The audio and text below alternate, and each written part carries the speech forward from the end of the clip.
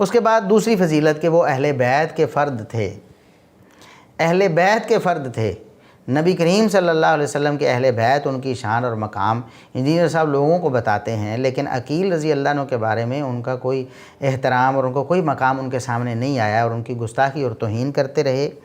تو شرف صحابیت کے ملنے والے جو اعزازات ہیں ان کے علاوہ بھی اہل بیت ہونا بھی ایک الگ سے امتیاز اور شرف ہے، اور خود انجینئر صاحب نے اس کو تسلیم کیا ہے کہ سیدنا عقیل رضی اللہ عنہ اہل بیت ہیں۔ چونکہ انجینئر صاحب کہتے ہیں کہ عقیل بن ابی طالب رضی اللہ عنہ، میں ان کو رضی اللہ عنہ کہتا ہوں، صحابی ہیں، ہاں صحابی ہیں، سیدنا علی کے بھائی ہیں، اور آل عقیل بھی اہل بیت میں شامل ہیں، اور ہم ان کا احترام کرتے ہیں۔ عقیل بن ابی طالب رضی اللہ تعالیٰ عنہ، میں ان کو رضی اللہ تعالیٰ عنہ، صحابی ہیں، ہاں صحابی ہیں، سیدنا علی کے بھائی ہیں، اور آل عقیل بھی اہل بیت میں شامل ہیں، ہم ان کا احترام۔ یہ انجینئر صاحب کہتے ہیں ہم ان کا احترام کرتے ہیں۔ شرم کریں انجینئر صاحب،